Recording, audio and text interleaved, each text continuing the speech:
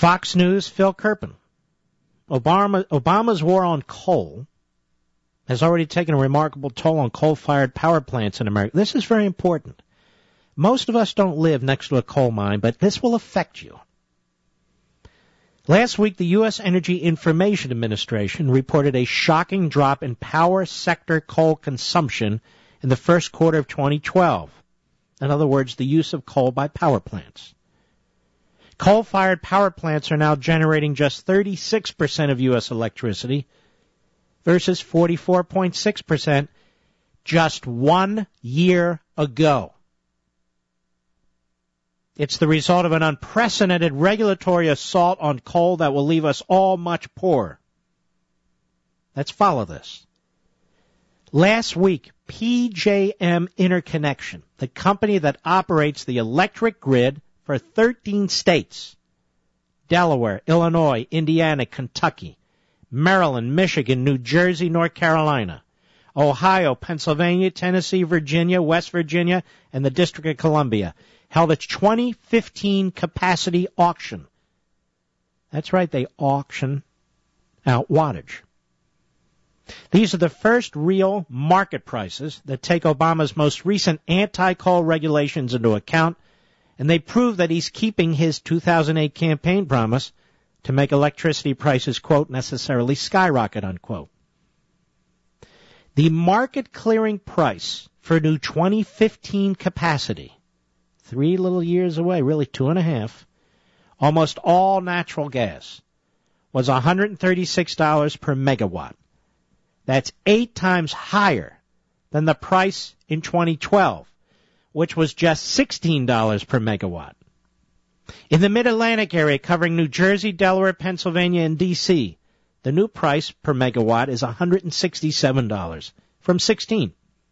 For the northern Ohio territory served by First Energy, the price is a shocking $357 per megawatt. But, of course, none of this will kick in until 2015.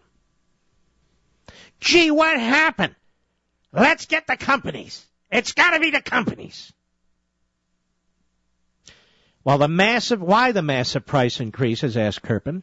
Andy Ott for PJM stated the obvious. Quote, capacity prices were higher than last year's because of retirements of existing coal-fired generation resulting largely from environmental regulations which go into effect in 2015.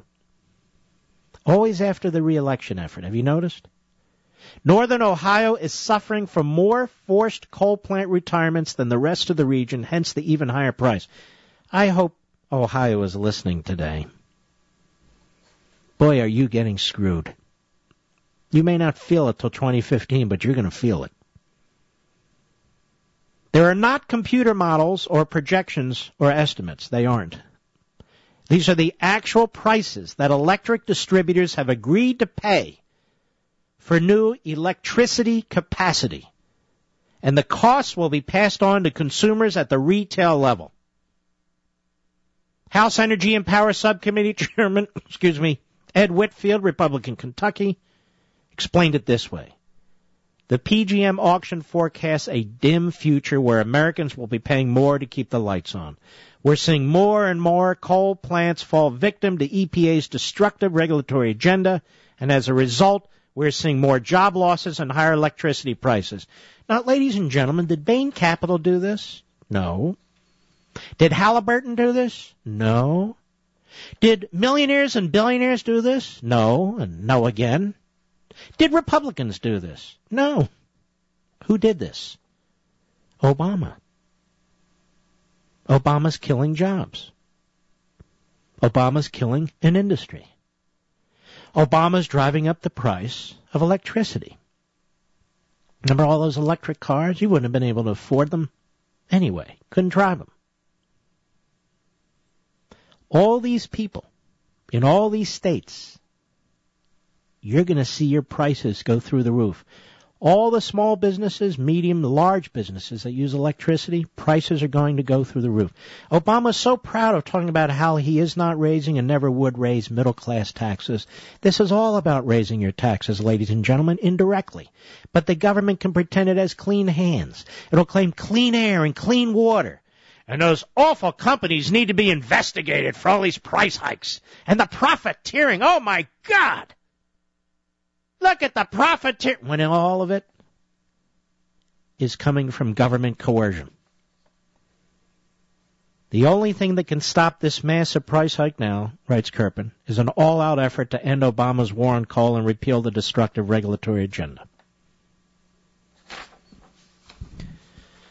I don't remember who it was, because I read so many things, I'm sent so many things, I listen to way too many people, but I could have sworn somebody said, I think it was on the radio, that in an Obama second term, we don't have to fear Obama doing any more than he's doing now, because we'll probably have the Senate and they can block him in many respects. And I thought to myself, does this person have any idea what he's talking about or writing about or whatever, wherever I heard it? I just read you a story in which the EPA is single-handedly destroying coal country and driving up electricity costs. So let's pretend we hold on to the House, we take the Senate, and Obama's still president. How do we repeal these regulations? Oh, Mark, Congress can pass a statute. Yes, but Obama has to sign it. Statutes don't become law simply because Congress passes a bill. The president has to sign it. And these regulations just go on and on and on. The biggest problem we're having now is we have an imperial president who's not only ruling over us as the head of the executive branch, he's legislating. Let me repeat that. He's not only executing, he's legislating. And there's no effective way for Congress to stop him unless you have a super-duper majority and filibuster-proof conservative majority of U.S. senators. Because a number of Republicans, like Susan Collins and others, will vote with the Democrats. So we have a president who executes as head of the executive branch and legislates by using older, broad, legislative language to pretend that we're forced to do this, of course, and we're doing it for clean air and clean water. No, they're not. They are deindustrializing our country. Deindustrializing our country. They want to diminish our use of coal and electricity, diminish our use of oil and gasoline and natural gas, and they feel that this will force us to come up with new technologies, new ways to use solar and air and all the rest. These are masterminds. These are pathetic know-nothings who know not what they don't know, imposing their will on us. They have nothing to replace electricity with. They have nothing to replace coal with. They have nothing to replace natural gas with. They have nothing to replace crude oil with. Nothing. Except a promise and a dream. We're $90 billion into his green dreams. And what do we have to show for it? Not a damn thing.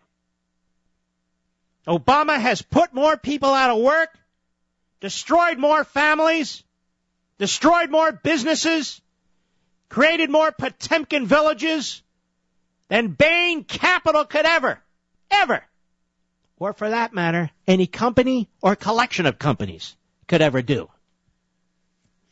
And he's doing it with our own money. Ours.